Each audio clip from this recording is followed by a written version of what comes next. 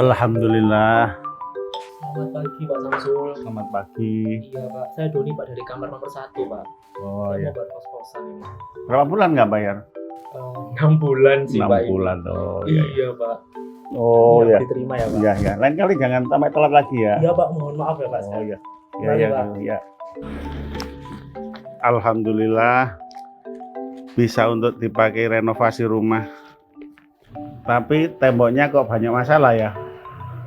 Tak telepon Afian aja.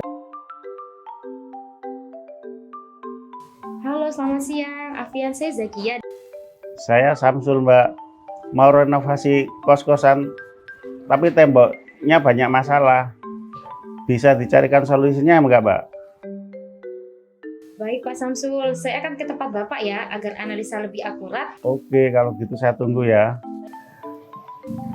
Selamat siang, Pak Samsul. Selamat siang. Saya Zakia, Pak, dari Afian. Bagaimana nih, Pak? Apa masalah Bapak? Kos-kosan ini kan sudah lama saya tempati, tapi temboknya banyak masalah seperti ini. Kenapa ya, Mbak? Kalau ini namanya lumutan, Pak. Jadi begini, Pak. Lumut itu bisa tumbuh karena adanya bibit lumut di tempat lembab yang terkena sinar matahari. Sebelumnya saya mau tanya nih Pak, apakah di belakang tembok ini itu kamar mandi? Ya, memang belakang tembok ini ada kamar mandi. Dan di dalam kamar mandi ada bercak-bercak hitam. Apa itu lumut, Mbak? Wah, kalau itu beda Pak. Itu namanya jamur. Nah, jamur itu bisa tumbuh dari bibit lumut yang tidak terkena sinar matahari, Pak. Kalau sudah begini, untuk pembersihan lumut ataupun jamur itu harus dikupas dan disikat terlebih dahulu, Pak, dengan air hingga bersih. Lalu, Pak Samsul bisa langsung aplikasikan Avitek Biocidal Wash agar bibit lumut dan jamur mati. Avitek Biocidal Wash bisa diaplikasikan menggunakan spray ataupun kuas. Nah, setelah kering, langsung bisa dilakukan pengecatan tanpa harus dibilas lagi ya, Pak. Walah, begitu ya, Mbak. Jadi bisa pakai Avitek Biocidal Wash ya untuk mengatasi masalah lumut dan jamur di tembok. Terus kalau temboknya seperti ini, kenapa ya, Mbak? Kalau masalahnya ini namanya caulking, Pak. Caulking ini bisa terjadi karena banyak faktor sih, Pak. Seperti bahan pengikat di dalam cat yang kurang baik kualitasnya. Terus bisa juga karena penggunaan cat interior dipakai di eksterior. Atau karena pengenceran cat terlalu encer ketika diaplikasikan. Bisa juga karena adanya garam alkali yang timbul ke atas permukaan akibat kadar kelembapan tembok yang masih tinggi.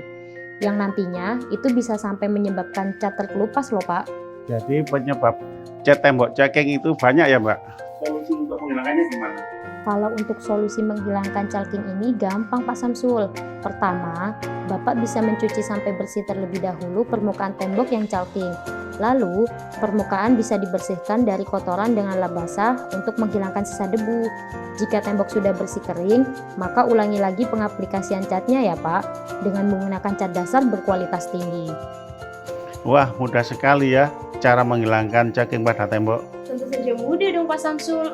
Oh iya Pak, tadi saya lihat di dekat pintu ada cat tembok yang terkelupas. Ya benar, ada di belakang pintu kamar kos saya. Wah, kalau begitu juga harus diperbaiki Pak Samsul.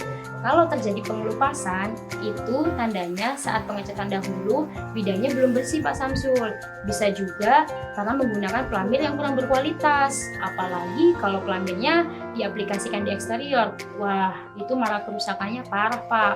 Nah, kalau sudah terlanjur seperti kos-kosan saya gini, gimana cara perbaikannya? Kalau sudah terlanjur, Pak Samsul kupas terlebih dahulu cat tembok yang sudah mengelupas ya Pak. Sikat hingga bersih, kemudian dibilas dengan air bersih. Nah, setelah kering, jika perlu perbaikan permukaan, maka bisa dilakukan perbaikan permukaan dengan pelamir instan GM220 atau Lencoat Wall Putty. Tunggu beberapa hari hingga kering, setelah itu bisa diaplikasikan Lencoat Alkali Resisting Primer dan dilanjutkan aplikasi cat finish pilihan Bapak. Gitu ya Mbak cara memperbaikinya. Kalau muncul kecoklatan kayak gitu, gimana caranya Mbak? Kalau tembok interior muncul warna kecoklatan seperti ini namanya alkali attack Pak. Alkali bisa timbul ke permukaan dikarenakan kadar kelembapan tembok masih tinggi, sehingga membawa alkali dari dalam tembok ke permukaan tembok. Maka dari itu Pak, saat pembangunan awal sangat perlu sekali untuk melakukan pengecekan kelembapan pada tembok sebelum dicat ya Pak. Iya Mbak, mungkin saya lalai tidak cek kelembapan sebelum pengecatan. Kalau sudah terlanjur seperti ini, apa bisa diperbaiki agar tidak muncul noda kecoklatan lagi? Tentu saja bisa Pak. Tahapan yang bisa dilakukan adalah kupas permukaan tembok yang sudah rapuh, kemudian cuci dengan air sabun, lalu bilas dengan air bersih.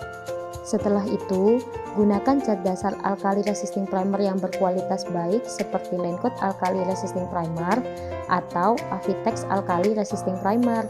Dan akan lebih baik jika menggunakan cat dasar solvent base ya Pak. Setelah itu, dapat dilakukan aplikasi lapisan cat tembok pilihan Bapak. Treatment perbaikan seperti ini bisa juga dilakukan untuk problem efflorescence yang biasanya terjadi di bagian tembok eksterior dengan munculnya kristal garam di tembok. Jadi kalau tembok muncul kristal garam, itu namanya efflorescence ya Mbak? Kebetulan tembok saya ada yang seperti itu. Iya Pak, itu namanya efflorescence. Dan solusi untuk menghilangkan itu juga sama Pak dengan penanganan alkali attack.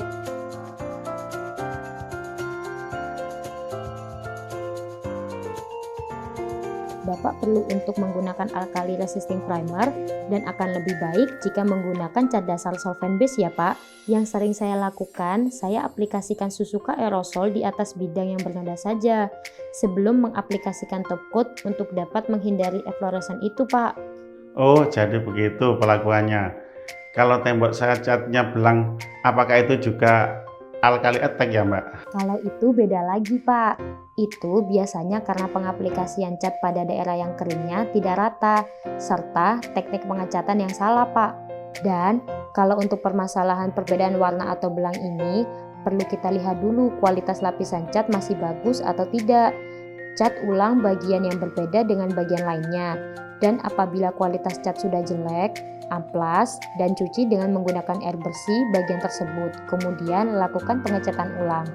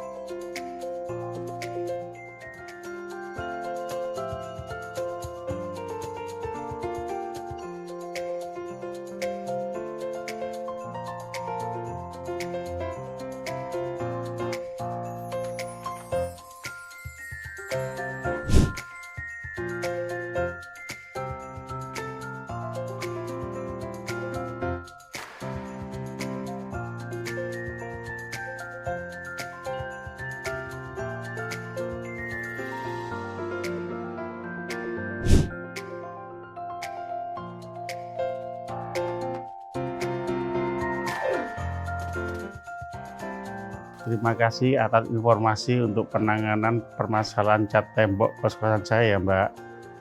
Sangat bermanfaat sekali Mbak. Sama-sama Pak Samsul. Sudah merupakan tugas kami dari Avian untuk memberikan pelayanan yang terbaik untuk customer kami. Salah satunya Bapak.